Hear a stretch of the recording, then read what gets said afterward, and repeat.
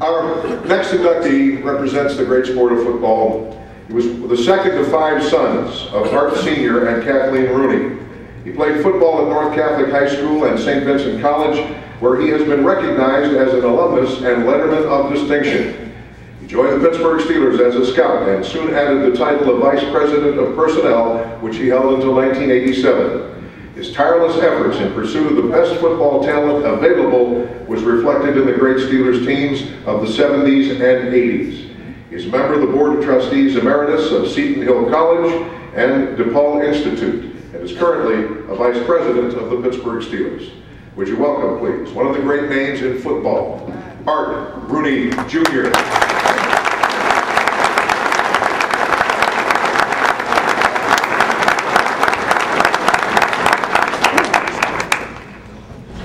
I've been to a lot of these Hall of Fame affairs.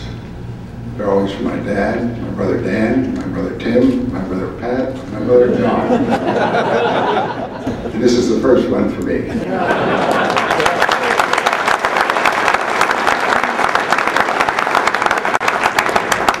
I want to address the Mihalik family.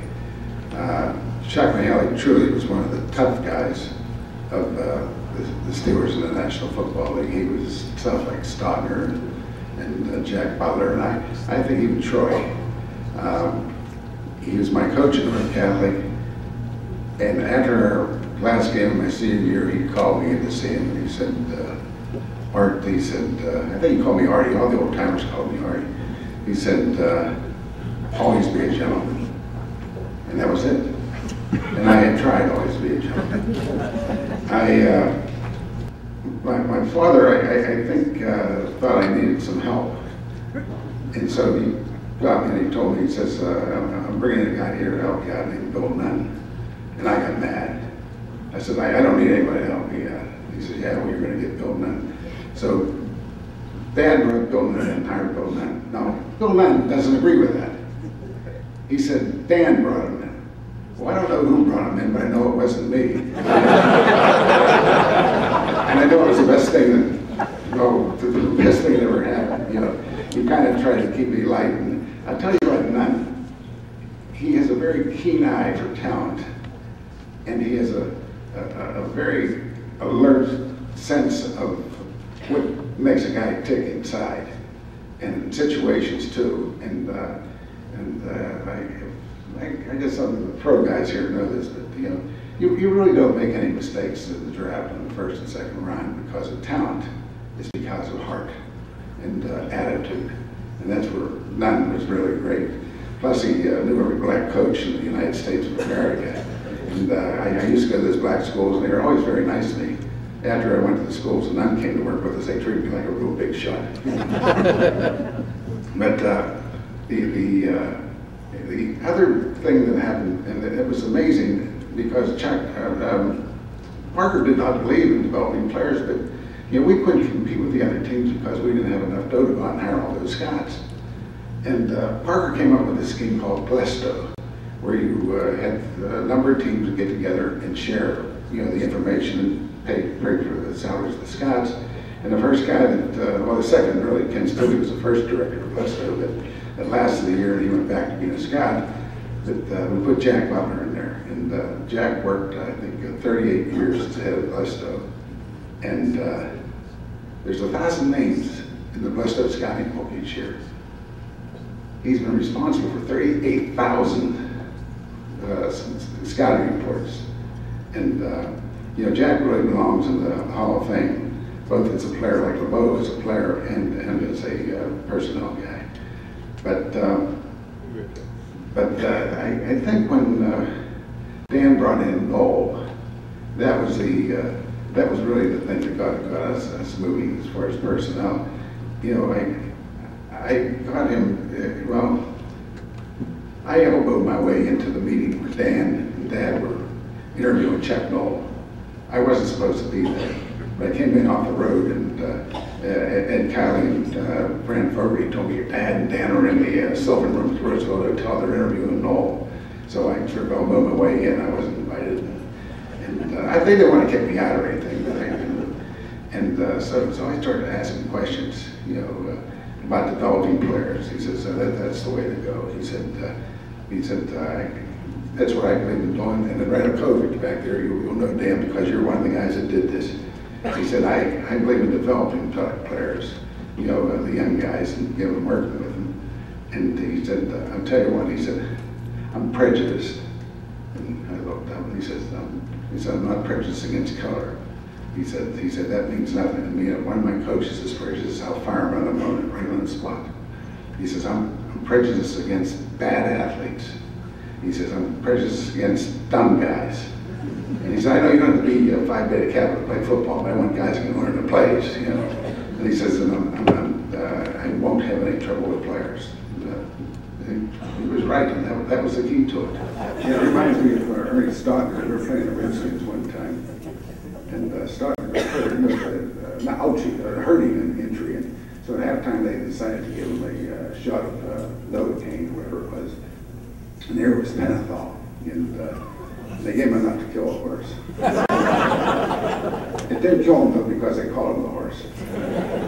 And but he kept on, going into unconsciousness. And at last, the doctor yelled, "Call a priest." 11 priests showed up. And so the one guy, they got to come in, and he took Ernie by the hand. He said, "Son, do you wish to confess?" And Ernie looked at him and said, "Father, listen good, because I'm going fast, and I only have time for the highlights."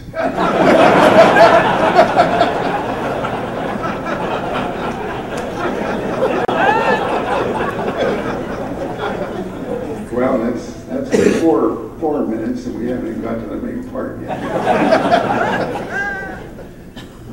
But we're going to try to see my cheat sheet here. Dr. Plesto.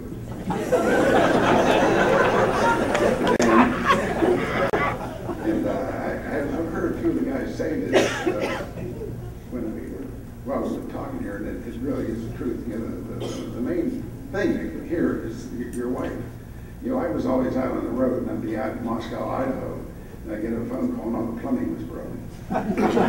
Down in San Diego on the Mexican border, and my wife would call, or somebody would call and said, we just rushed one of the kids to the hospital. And it was really the wife putting up with, the Scots on the Shawsky knows that, Timmy knows that. Your wife has to put up with raising the kids herself. And from the sounds of it, that's the way it is with all the coaches. But my wife is Kay, is a beautiful redheaded lady from Seton Hill College. And the nuns must have done a real good job with her, because next year we'll be married 48 years. And